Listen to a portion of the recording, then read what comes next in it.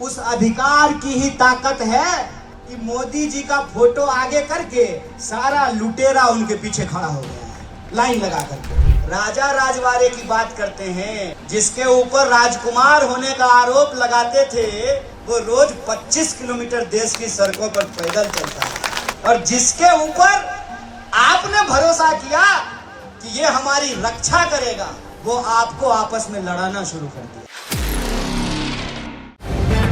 The live TV, सच सबसे आगे। नमस्कार, मैं हूं रंजीत झा और आप देख रहे हैं द लाइव टीवी। प्रधानमंत्री नरेंद्र मोदी पर एक बार फिर से कन्हैया कुमार पुराने अंदाज में बरसते हुए नजर आए। इस बार कन्हैया कुमार गुजरात में हैं, क्योंकि गुजरात में विधानसभा के चुनाव होने वाले हैं। तमाम दिग्गजों का भी वहां जमावड़ा लगा हुआ है। एक जनसभा को संबोधित करते हुए कन्हैया कुमार ने गुजरात सरकार की कार्यशैली और मोदी सरकार के क्रियाकलाप पर जमकर निशाना साधा। उन्होंने गुजरात की जनता को इस बात की याद दिलाई कि असली ताकत तो आपके ही पास है। आज जिसकी वजह से आप परेशान हो रहे हैं, उसे भी ताकत आपने ही दी। बिंदुवार तरीके से कन्हैया कुमार ने समझा दिया कि क्यों गुजरात का विधानसभा चुनाव इस बार काफी महत्वपूर्ण है और मोदी सरकार से जो उम्मीदें थी, प्रधानमंत्री मोदी से जो उम्मीदें थी या भाजपाइयों से जो उम्मीदें आप लोगों ने लगाई थी, उस पर ये लोग कितने खरे उतरे। कन्हैया कुमार ने अपने भाषण के दौरान जितनी भी बातें कही, उस पर खूब तालियां बजी, क्योंकि कन्हैया कुमार बेबाक अंदाज में बोल रहे थे, पुराने अंदाज में नजर आ रहे थे। हम आपको कई हिस्सा उसका छोटा छोटा सुनाते हैं, जो कि बेहद ही दमदार है और आपको सुनना भी चाहिए। इस दौरान कन्हैया कुमार ने जनता से कहा, जरा सोचिए, बीजेपी वाले कहते हैं परिवारवाद कहां है, प्रधानमंत्री मोदी का तो कोई है ही नहीं। लेकिन उन्होंने, कन्हैया कुमार ने बताया कि कैसे प्रधानमंत्री मोदी का मुखौटा आगे रखकर, तस्वीर आगे रखकर, उनके पीछे जितने लोग खड़े हैं, हर कोई अपने बेटा को चीफ मिनिस्टर बनाने में लगा हुआ है।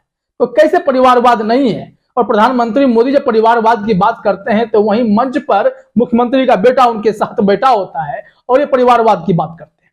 आइए जरा सुनते हैं कन्हैया कुमार ने इस मामले में और क्या कुछ कहा है। कुछ नौजवान हमारे पास आए और बोले कि देखिए, आपकी बात तो हमको ठीक लगती है, लेकिन हमको ये लगता है कि आपको वोट देंगे तो आप जीतेंगे कि नहीं जीतेंगे। हम बोले, एक बात बताइए, ऐसा कौन सा जादू है कि आप वोट हमको दीजिएगा और जीत कोई और जाएगा। ये बात मैं आपको याद दिलाना चाहता हूं कि डॉक्टर बाबा साहब भीमराव अंबेडकर ने, इस देश की संविधान सभा ने, भारतीय राष्ट्रीय कांग्रेस ने एक ऐसा अधिकार आपके हाथ में दिया है, उस अधिकार की ही ताकत है कि मोदी जी का फोटो आगे करके सारा लुटेरा उनके पीछे खड़ा हो गया है लाइन लगा करके। और कहता क्या है, मोदी जी किसके लिए चोरी करेंगे? भतीजा के लिए, अमित शाह के धिकरा के लिए? ऐसा थोड़ी है।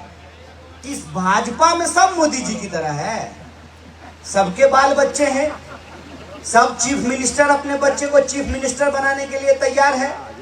चीफ मिनिस्टर का बच्चा जो है वो मंत्री बना हुआ है, मंत्री का बच्चा मंत्री बना हुआ है।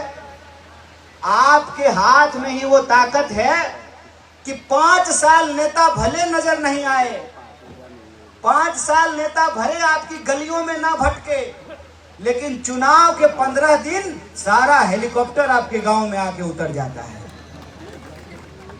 यह आपकी ही ताकत है कि जब आप कोरोना में मर रहे थे, आपको ऑक्सीजन सिलेंडर नहीं मिल रहा था, आप अपने अपनों को खो रहे थे और जान गंवाने के बाद आपको सरकार से कोई मुआवजा नहीं मिल रहा था, तो एक भी कैमरा नहीं आया। तो सुन लिया आपने, कन्हैया कुमार इसके बाद भी कई ऐसे व्यंग्यात्मक अंदाज में मोदी सरकार पर और गुजरात की व्यवस्था पर हमला करते नजर आए। उन्होंने कहा कि जिसके जुल्मों से आप परेशान हैं, जिन्होंने आपका खून चूस लिया, उसको भी ताकत देने वाले तो आप ही हैं। तो सोचिए आपके पास कितनी ताकत है। और फिर इसके बाद उन्होंने पूरे तरीके से भारतीय जनता पार्टी को और मोदी को बेनकाब करना शुरू कर दिया। आइए जरा सुनते हैं कि कन्हैया कुमार ने इस वक्त क्या कुछ कहा। महिला का भी वोट एक, पुरुष का भी वोट एक। अमीर का भी वोट एक, अंबानी जी का भी वोट एक और उनके ड्राइवर का वोट भी एक। ये जो वोट की ताकत हमारे हाथ में नहीं होती तो आप देखते रंग राजा राजवाड़े की बात करते हैं, जिसके ऊपर राजकुमार होने का आरोप लगाते थे, वो रोज 25 किलोमीटर देश की सड़कों पर पैदल चलता है। और जिसके ऊपर आपने भरोसा किया कि ये हमारी रक्षा करेगा, वो आपको आपस में लड़ाना शुरू कर दिया। तो सुना आपने, कन्हैया कुमार यही नहीं रुके, खास करके उन लोगों पर भी हमला बोला जो देश में हिंदू मुसलमान कराते हैं। कन्हैया ने कहा, आपने जिसको ताकत दी है वो आजकल आप लोगों को लड़ाने में लगे, हिंदू मुसलमान कराने में लगे हुए हैं। उन्होंने अपने भाषण में कहा कि जरा बताइए कि महंगाई इतनी बढ़ गई, पेट्रोल 100 रुपए लीटर अगर आप खरीद रहे हैं तो इसमें क्या हिंदू असुरक्षित महसूस कर रहा है? क्या हिंदू सुरक्षित है या असुरक्षित है? उन्होंने तंज कसा कि जो हिंदुओं के असुरक्षित होने की बात करते हैं उन लोगों से पूछना चाहिए कि जब महंगाई बढ़ गई है तो उस वक्त आप सुरक्षित महसूस कर रहे हैं या असुरक्षित महसूस कर रहे हैं। इसके साथ ही साथ उन्होंने कहा कि इसी गुजरात ने प्रधानमंत्री मोदी को एक कार्यकर्ता से मुख्यमंत्री तक का सफर तय करवाया और फिर जो गुजरात मॉडल बना उसका मजा पूरा देश चख रहा है। जरा सुनते हैं कन्हैया कुमार ने इस मामले में और क्या कुछ कहा है।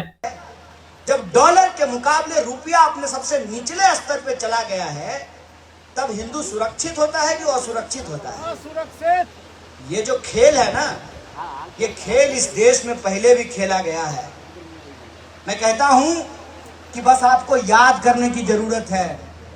जब देश के किसानों ने यह फैसला लिया कि हम अंग्रेज अफसरों को लगान नहीं देंगे, ये हमारी धरती माता है, इस पे हम मेहनत करते हैं, हम फसल उगाते हैं, ये 3 में की 13 में हम इसको लगान नहीं देंगे। का निराकरण होगा जब हम आंख बंद करके बिना सोचे कि ये लड़ाई पार्टी की लड़ाई नहीं है, ये लड़ाई एक व्यक्ति को एमएलए बनाने की लड़ाई नहीं है, ये लड़ाई इस बात को पुनर्स्थापित करने की है कि गुजरात गांधी और पटेल का था, है और रहेगा। इस बात को साबित करने की जरूरत है।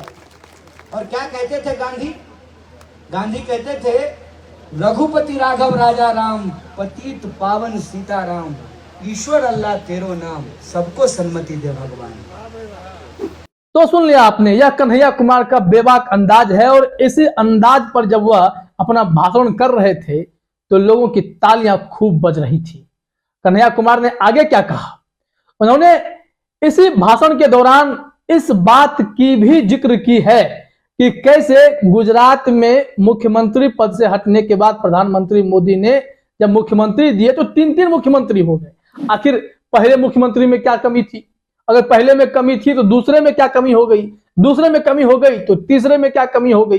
तभी तो आनंदीबेन पटेल, विजय रूपानी, भूपेंद्र पटेल ऐसे लगातार मुख्यमंत्रियों के चेहरे गुजरात में बदलते रहे। क्या कारण है? किस कारण से ऐसी परिस्थिति आ गई कि लगातार मुख्यमंत्री बदलना पड़ गया? एक एक पॉइंट पर कन्हैया कुमार ने भाजपाइयों की पोल खोल कर रख दी। गुजरात में भारतीय जनता पार्टी से वैसे भी लोगों की खासी नाराजगी देखने को मिल रही है। प्रधानमंत्री मोदी से इसी वजह से कन्हैया कुमार ने कुछ तीखे सवाल भी पूछ दिए। जरा एबीपी न्यूज की खबर देखिए, उसमें कन्हैया कुमार ने कैसे मोदी सरकार को घेरने का काम किया है। एबीपी न्यूज ने कन्हैया कुमार के स्टेटमेंट को लिखा है कि कन्हैया कुमार ने प्रधानमंत्री नरेंद्र मोदी पर निशाना साधते हुए कहा, जैसे ही मुख्यमंत्री प्रधानमंत्री बने उन्होंने गुजरात छोड़ दिया। इसका सीधा परिणाम यह हुआ कि राज्य में 3 मुख्यमंत्री हुए। गुजरात के लोगों को पीएम मोदी से पूछना चाहिए कि क्या उन्होंने एक गलत व्यक्ति को मुख्यमंत्री के रूप में चुना? आनंदीबेन पटेल से क्या दिक्कत थी? अगर कोई समस्या थी तो उन्हें क्यों चुना गया? उनकी जगह विजय रूपानी ने ले ली, उनके साथ क्या गलत था? उनकी जगह भूपेंद्र पटेल ने ले ली। यह एक संवैधानिक पद का अपमान है, जो बातें मैं भी आपको बता रहा था। फिर उन्होंने कहा कि बीजेपी नौकरियों, वेतन, कीमतों आदि के बारे में बात नहीं करती है।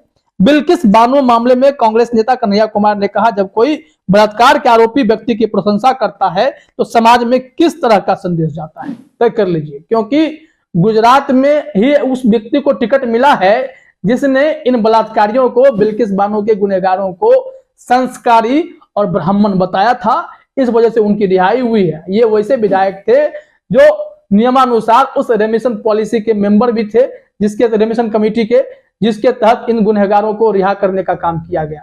इस मामले पर अमित शाह से जब कोई सवाल पूछता है तो वो क्या कहते हैं कि ये मामला कोर्ट का है, कोर्ट का फैसला हुआ, इसमें वो कुछ नहीं बोल सकते। तो बहुत ही सफाई से बचा जाता है।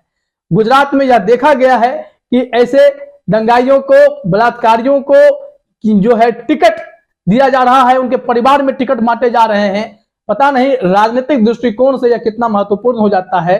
जैसे कि उत्तर प्रदेश के लखीमपुर खीरी में भी देखा गया, कितने बवाल के बावजूद भी वहां पर भारतीय जनता पार्टी के उम्मीदवार की जीत हो गई थी। तो कुल मिलाकर देखा जाए तो यहां पर गुजरात में इस बार भारतीय जनता पार्टी टेंशन में है। आज ही गुंडागर्दी की भी खबरें आई, लेकिन दूसरी तरफ कन्हैया कुमार की गर्जना वहां पर शुरू हो गई है और कांग्रेस के लिए कन्हैया कुमार वहां मोर्चा संभाले हुए हैं। और उनके पहले भाषण में ही लोगों की काफी भीड़ भी आई थी और सबने पूरी बातों पर तालियां भी बजाई हैं। और मोदी सरकार की जब पोल खुल रही थी तो जनता भी वहां खड़ी होकर गौर से कन्हैया कुमार की बातों को सुन रही थी और सच्चाई को समझती हुई दिखाई पड़ रही थी। फिलहाल इस वीडियो में इतना ही। आप सभी का हमसे जुड़ने के लिए बहुत बहुत धन्यवाद।